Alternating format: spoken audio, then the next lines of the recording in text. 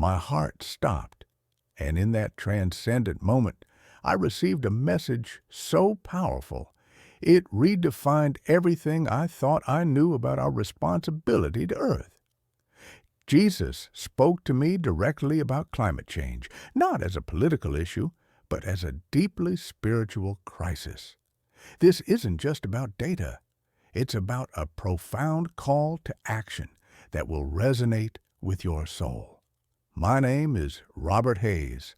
I'm 72 years old, and for 40 of those years, I worked as a mechanical engineer in oil and gas companies. Yes, you heard that right. I spent most of my life helping to extract fossil fuels from the earth. I wasn't a bad person. I raised my 3 children, paid my bills, went to church on Sundays. But I was living on autopilot. Climate? To me, it was just the weather outside. Climate change? Something distant, politicized, that didn't touch my daily reality. I was wrong, deeply wrong, and it took my death for me to understand that. It was March 15th, 2023, an ordinary Tuesday. I was in the backyard, trimming the rose bushes that my wife Martha loved so much. Suddenly, I felt pressure in my chest. It wasn't pain. It was as if something was pulling me from the inside out. I remember falling to my knees, Martha screaming, the blue sky becoming blurry, and then darkness. But it wasn't the end. It was the beginning. When I opened my eyes, or whatever it was, I was no longer in my backyard. I was in a place of indescribable light. It wasn't just bright. It was as if the light itself was made of love, of knowledge, of a peace I had never experienced in 72 years of life. And then He was there.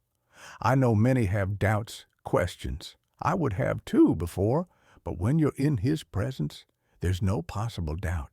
Jesus wasn't dressed in white robes like in paintings. He was essence, light, unconditional love in recognizable form.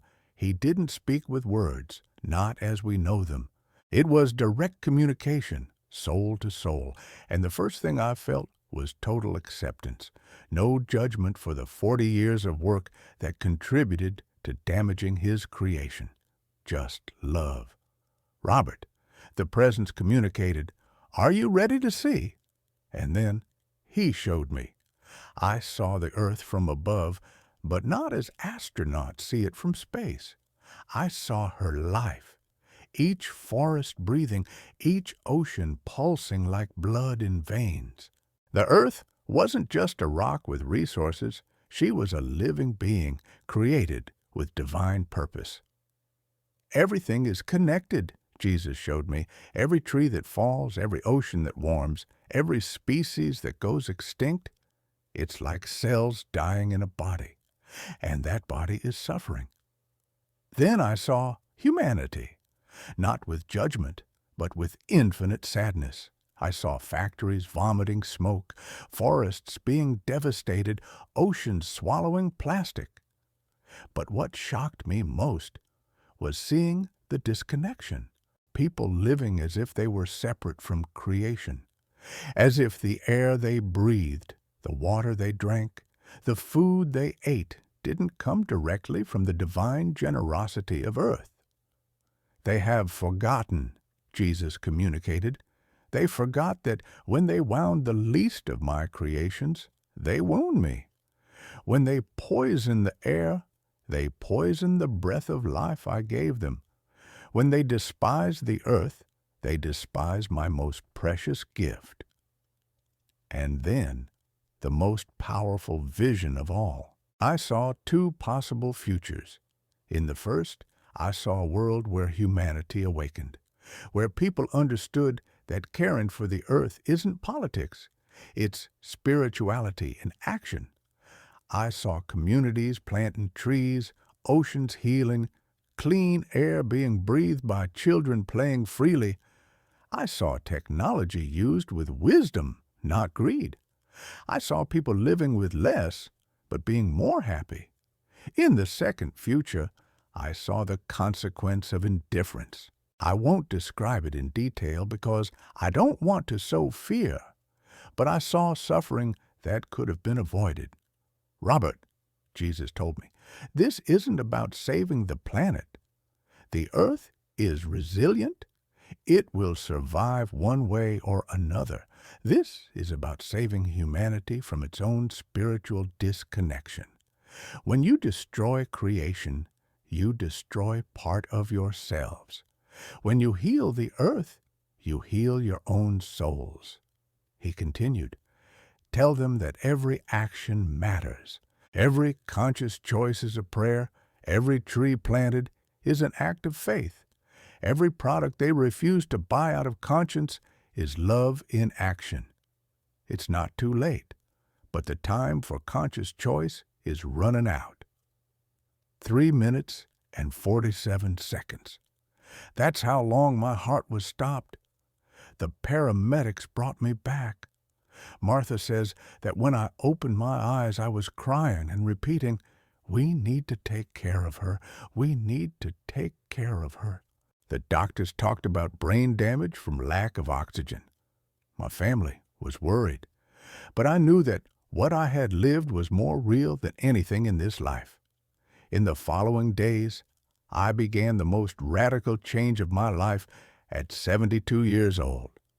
Every day, even before coffee, I go barefoot in the yard for 10 minutes.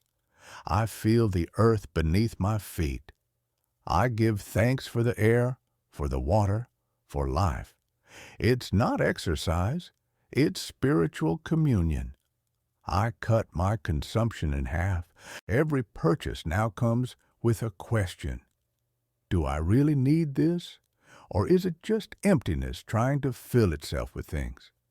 I discovered I needed much less than I thought. I reduced meat to once a week. Not out of dogma, but because I understood that every meal is a choice about what kind of world we support. I started a small garden. When I eat something I planted, I feel the connection we've lost. I started attending sustainability groups at church. At first, some found it strange for a former oil engineer to talk about the environment. But when I shared my experience, I realized that people are thirsty for this spiritual conversation about Earth. I use part of my retirement to plant native trees. I've already planted 127 seedlings in 2 years. Each one has a small prayer buried with it. It's my way of asking forgiveness for 40 years of extraction. But you know what the biggest transformation was? It wasn't external. It was realizing that I am part of the earth, not separate from it. When I breathe the oxygen the trees made for me. When I drink water, I drink the same water that dinosaurs drank, purified by divine cycles. This reconnection brought a peace that no salary or status ever brought. Some might think, but what about science? Is this just spiritual experience? Let me share something fascinating. After my NDE, I started studying with new eyes. And you know what I discovered? Science and spirituality are saying the same thing about interconnection. Quantum physics shows us that everything is connected at the subatomic level. Entangled particles remain connected regardless of distance. This isn't mystical. It's proven science. Ecology reveals that every element of the ecosystem impacts all others. When a bee species disappears, 60 types of plants can be affected, which in turn affect other animals. Everything is connected. Neuroscience has discovered that when we spend time in nature, our minds literally change. Stress decreases, creativity increases, sense of connection expands. Our brains know we are part of nature. Jesus wasn't asking me to ignore science. He was showing me that true science confirms spiritual truth. We are one. And here's the most important part. It doesn't matter if you believe my spiritual experience. The scientific data on climate change is undeniable. What my NDE brought was the spiritual why to act on the what science shows us. I don't share my experience to convince anyone of anything. I share it because I received a clear call. Tell them it's not too late. Tell them that each one matters. Tell them that change begins in the consciousness of each soul. Some days I still ask myself, why me? Why did an old oil engineer receive this message? And then I realize maybe that's exactly why. If I can change after 72 years of disconnection, anyone can. I'm not asking you to change everything at once. Jesus didn't ask me that. He showed me that true transformation begins with small conscious choices. So, here's my invitation. Choose one daily practice of reconnection. It could be 5 minutes barefoot on the earth every morning, a prayer of gratitude for water before drinking, a conscious walk observing nature around you, planting a seed and caring for it as a spiritual act, refusing one plastic per day with conscious intention, or preparing a meal thanking each ingredient and where it came from. It doesn't have to be big. It needs to be conscious. It needs to come from the heart. And here's the most important invitation.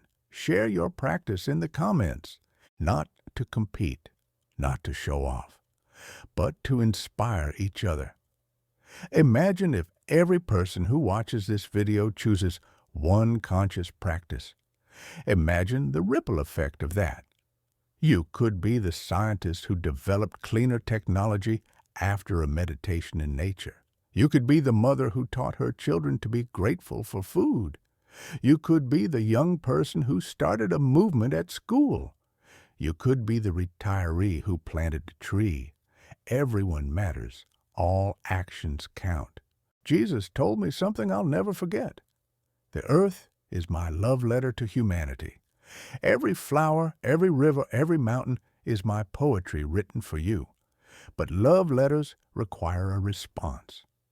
This is our response: to live consciously, love deeply, care actively. It's not too late, but it's time to choose. What will be your daily practice of reconnection? Share in the comments. Let's create together a movement of consciousness, one action at a time, one soul at a time. From death to life, I received this message, and today I pass it on to you.